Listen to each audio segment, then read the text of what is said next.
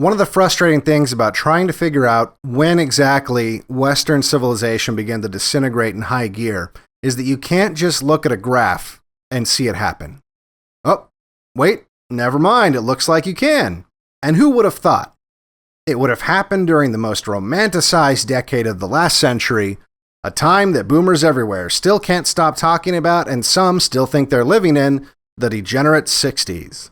Now, when I first saw this scary graph, I was shocked to see that there was one that looked almost exactly like it in every single English-speaking Western country. How could that be?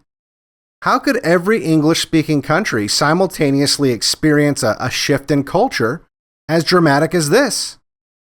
This was way before the internet, and most people weren't traveling to different countries unless they were being sent by the globalists to go die somewhere, like in Korea or Vietnam. So how is this cultural shift taking place in tandem like this? One thing these English-speaking countries had in common is that they were all bombarded with Hollywood movies glamorizing infidelity, swinging, and divorce for a decade straight, right before the uptick in divorce rates took place. Movie after movie, treating marriage as some kind of outdated ritual reserved for suckers and squares. I tried to identify just one culturally significant film that might have had the biggest impact, but really it seemed as if half of the movies made in the 60s were in one way or another outright promoting divorce. It was an avalanche of non-stop degeneracy. If we start in 1960, there was The Apartment, directed by Billy Wilder, that won Best Picture. The Apartment is about a low-level employee who lends out his apartment to the married men in upper management so they can go and cheat on their wives in the city. The whole thing is very nonchalant, and the idea that any of these men should feel ashamed for cheating on their wives or that the women sleeping with them should feel ashamed never even enters the film, not once. You know, you see a girl a couple of times a week just for laughs, and right away they think you're going to divorce your wife. Now, I ask you, is that fair? No, sir, it's very unfair. It's all just a big joke. The whole decade is filled with movie after movie where marriage is cheapened and divorce is as casual as changing jobs.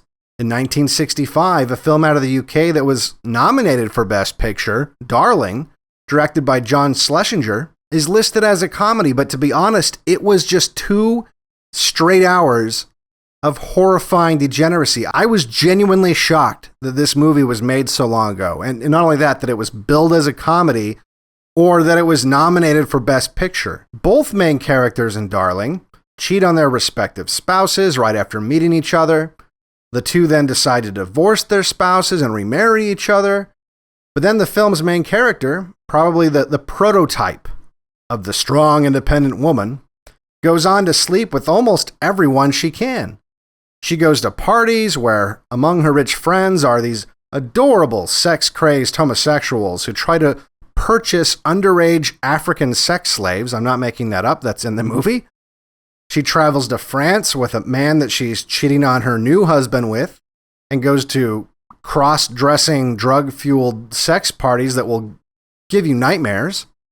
Then, after her new husband finally throws her out, she romps around Italy with her bisexual friend and has sex with even more random people. But then, after the obligatory shot at Christianity, of course, her character ends up marrying a prince. But don't worry, she's not really happy in her mansion with the literal prince, so it's okay.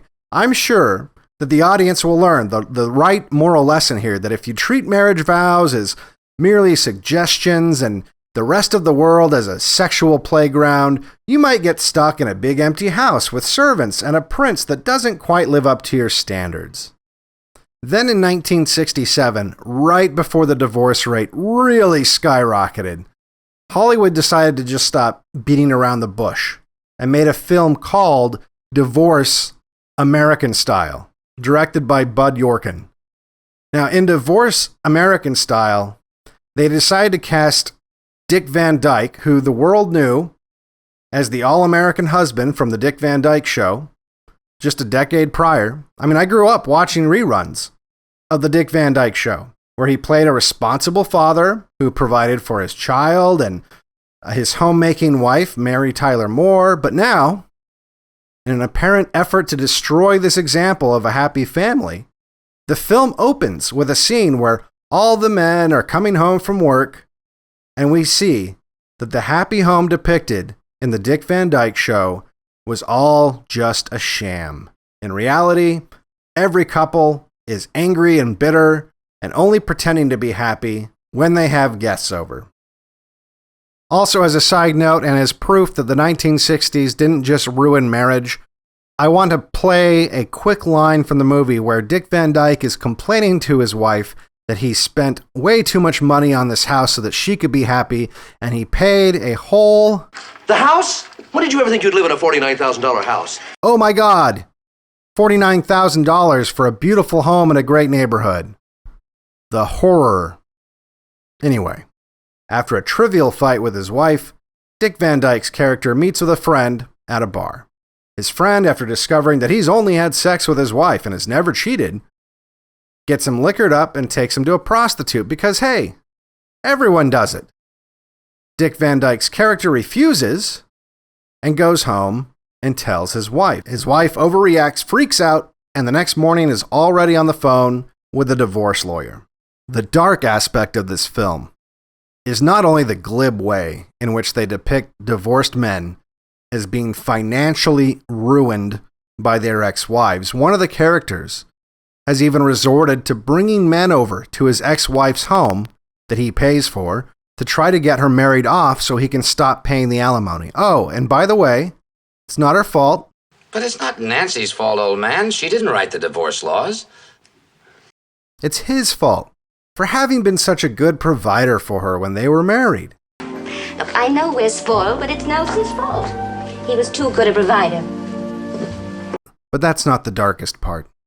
The darkest part is the way in which they depict the effect on children is actually being a positive thing. Children love divorce. I thought kids are positively traumatized by this kind of thing. Mom, you want us to be traumatized? A lot of kids at school come from broken homes. Anyway, it's no big deal. If anything, it just makes your family bigger and more fun with everyone's ex-spouse and current spouses all financially relying on the men, of course, as getting along great. It's all just a big, hilarious joke, guys. After some crazy hijinks and making fun of the financially ruined men, all of the ex-spouses get recoupled up again and are in new happy relationships.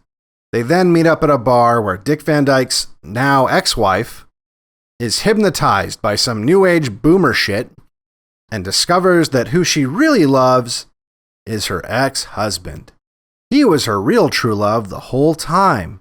And right then and there, having learned how quirky and fun divorce can be, they go home as if nothing ever happened. You know, like all divorced couples do.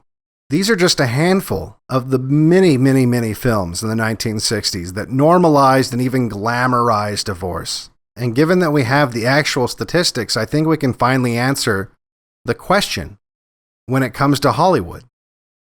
That their art is not imitating life, but instead, Americans' lives and the lives of English-speaking countries everywhere have wound up imitating their art.